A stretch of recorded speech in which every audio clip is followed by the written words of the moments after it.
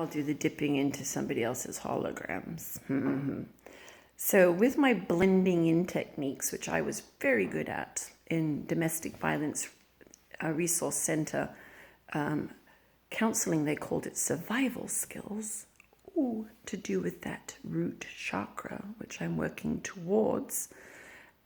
You develop coping skills that allow you to remain safe. Okay. So my coping skills, the way I remained safe, were these. I dipped into somebody's hologram, and then I energetically resonated as them. And therefore they never, oops, that didn't work. So then they didn't consider me to be a threat. And they didn't, and therefore I was able to blend in. But the terrible side effect of extending into other people's holograms is I then experienced their reality and got confused as to what was mine and what was theirs. And I couldn't hold boundaries. Imagine going into a supermarket. It's part of being an empath, I think. When you go into a supermarket, you can feel absolutely everyone around you. And if you focus, it becomes your life experience. You share their reality in that moment, and it becomes yours. And you leave an impression upon yourself. And that's all fine and good as long as you then flush out those records.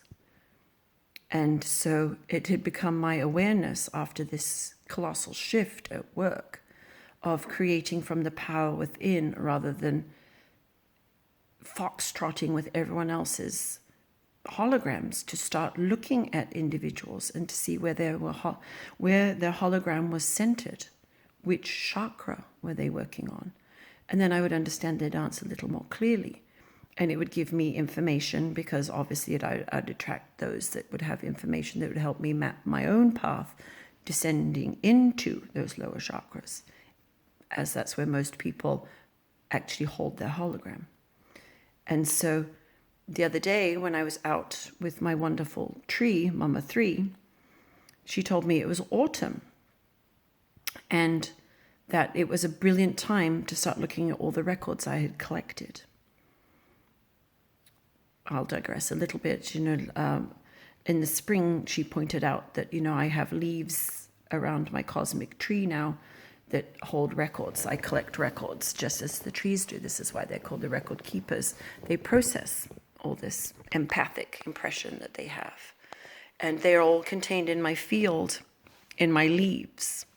And that was in a poem I wrote to myself in 82 or something. Look for all through leaves on trees. Then you will know how to find me. You are here being one for the good. So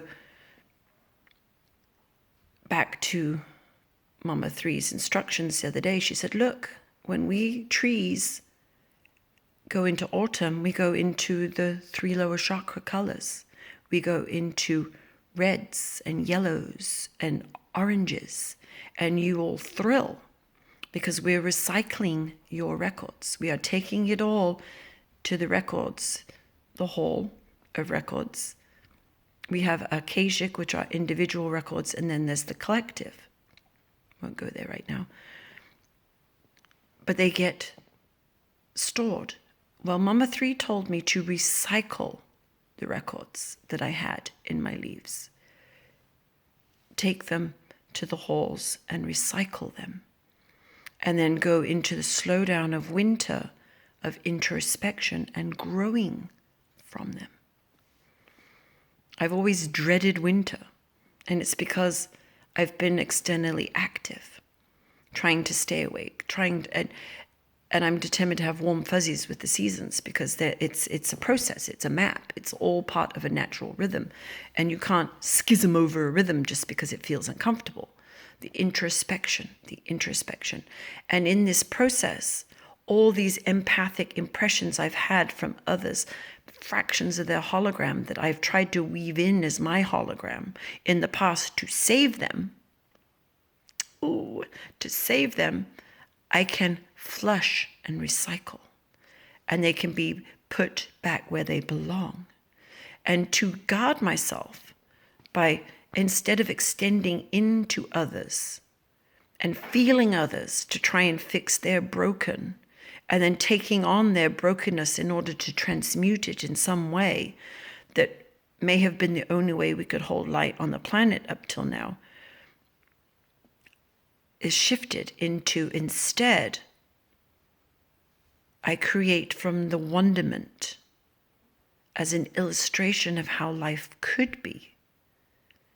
And then to allow that to permeate around somebody, as in the same way that I feel refreshed and regenerated when the ones with no name envelop me. And ultimately, I'm them and the ones with no name. But I'm also none of them and all of them. But individualizing my stream of consciousness, I can't dip into everyone else's and heal that way, because everyone has free will.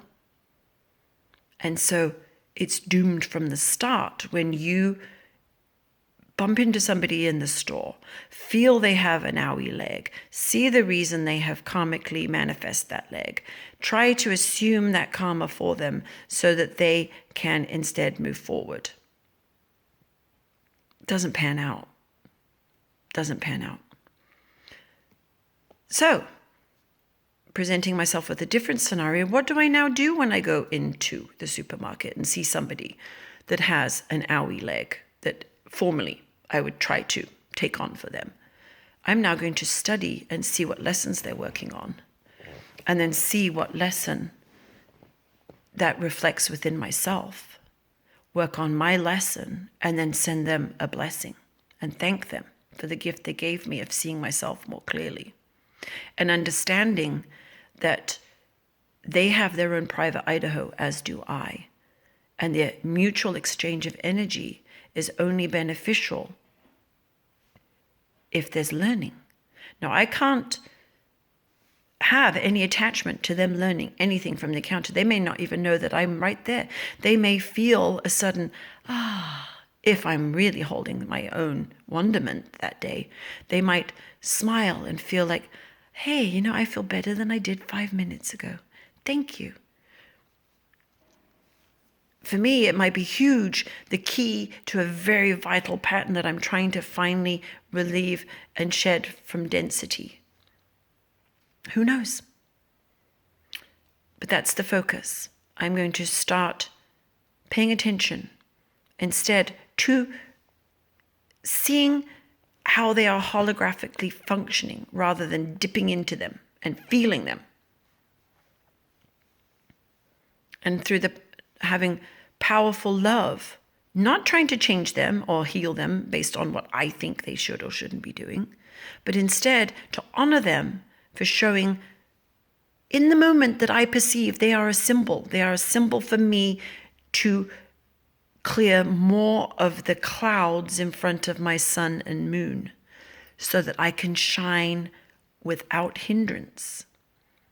I can clear the watery emotional nature of clouds that block my sun and moon in the very moment of the precious gifts that they give me in the form of mirroring an aspect within myself that I haven't seen yet or completes an important piece of a puzzle, so that rather than going into it and manifesting it or manifesting broken because I can't stay out of everyone else's hologram, I can then start creating the sunny day. Daily activities where maybe when I step in front of somebody, I'm a sunny, bright sun, and I go into the supermarket, some clouds get in front of my sun, but they reflect to me the very nature of the clouds, and then I can cloud bust. I don't know if any of you have ever done that, where you look up at a cloud and you concentrate at what that cloud represents to you, and the cloud disappears. I always called it cloud busting. But now that I've been given the analogy of seeing the watery aspect of the emotions that get in between the light of the sun and one's view of the sun is shadow, I can understand it's all emotional, watery nature. And it's all something that can be transcended through connection and release. God, I hope I'm making sense, because I think I'm just rabbiting on a bit here.